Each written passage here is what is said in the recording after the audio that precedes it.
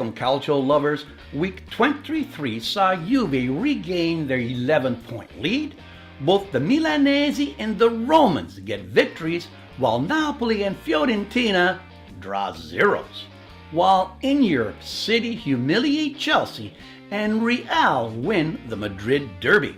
My name is Graziano. You are watching the Italian Soccer Addict broadcast, and you are where you need to be to get your calcio fix. Andiamo! My guest this week is local comedian and musician and sports fan Nick DiGaetano.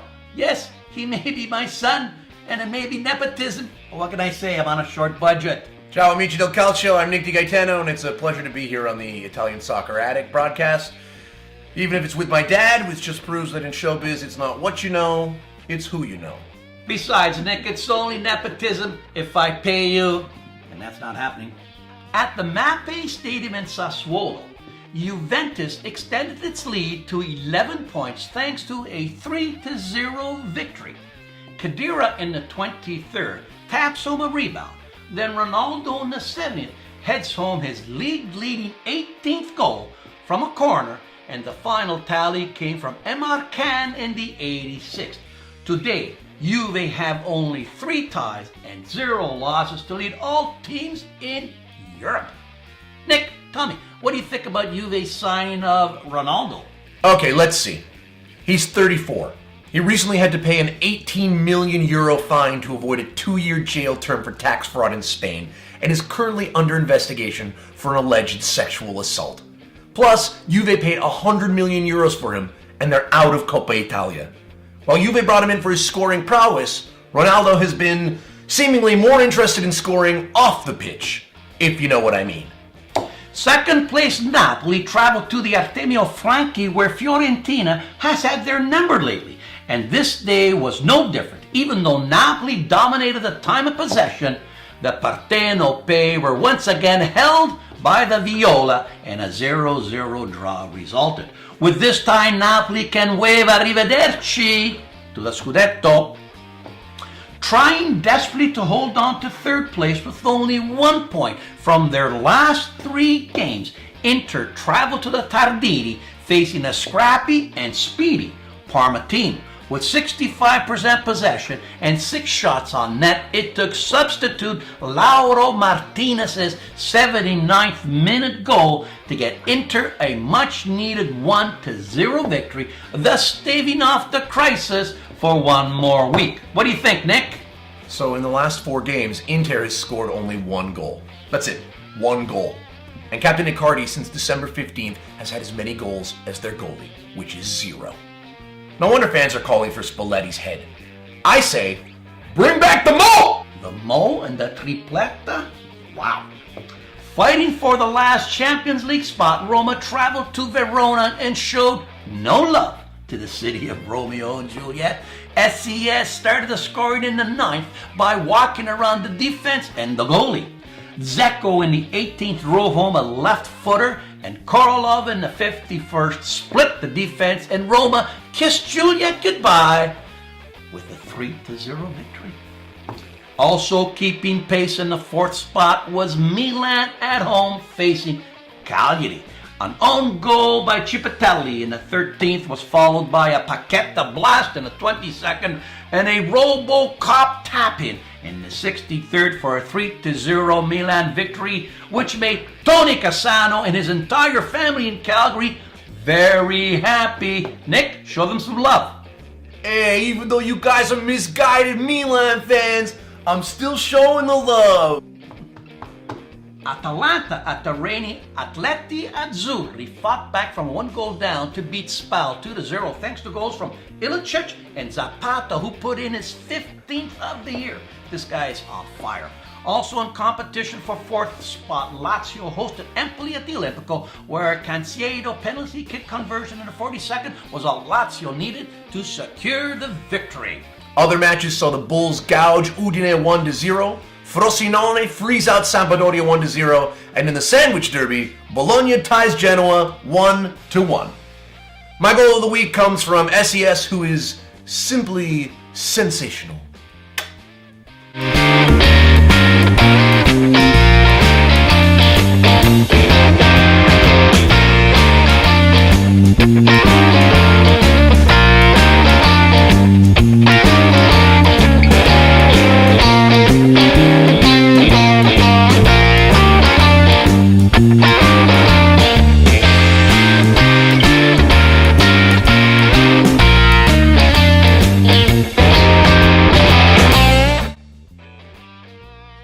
On the Rhine, Bayern cut the lead to 5 points as they beat Schalke 3-1, while Borussia were tied Hoffenheim 3-3. In Gilles-Jeanland, PSG without Neymar for 10 weeks squeaked out a victory 1-0 over Bordeaux, where the wine is great, but the soccer not so, to stay 13 points up.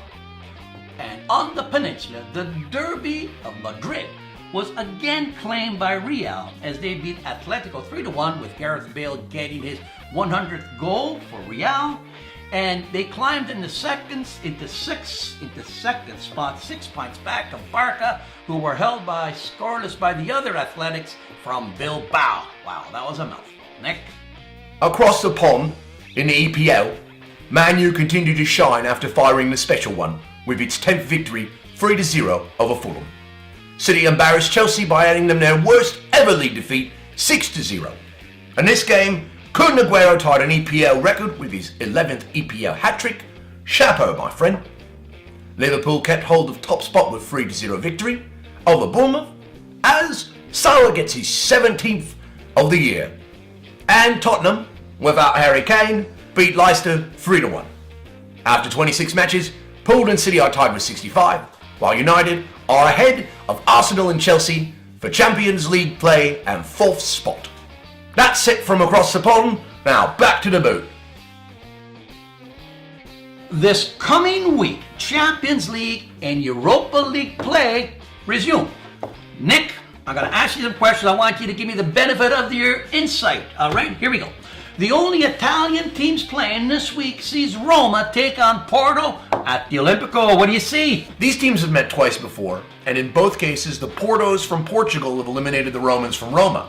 But not this year, as it's time for the Roma to get revenge and show Porto the Porta.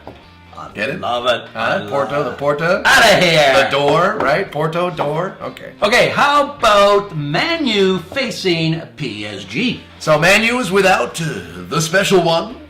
They host PSG without their special player Neymar, and once again, Buffon suffers Champions League disappointment as Man U win 2-0. Sorry, Buffy. Ajax hosts Real. Nick? So Ajax may have been a Greek warrior, but in this game they play like mere mortals as Real shows them who the real kings are. 4-0. Okay, Tottenham takes on Borussia.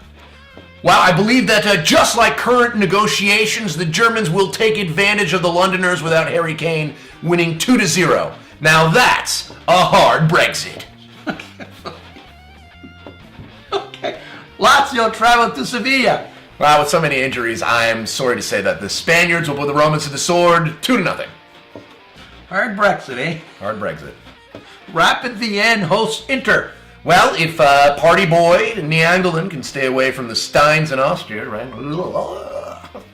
Inter should slow down Rapid for a 1-0 victory. But if Neanderland can't keep his hands off the booze, all bets are off. Now you know why Roma came away. And finally, Zurich hosts Napoli. Well, you know, if Hannibal can successfully cross the Alps, so can San Gennaro, and the Partenope come away with a 3-0 without even needing elephants. A word of caution, if you're considering taking Nick's advice, only bet Lira. That's right, I don't know anything about soccer. I don't know anything. Obviously.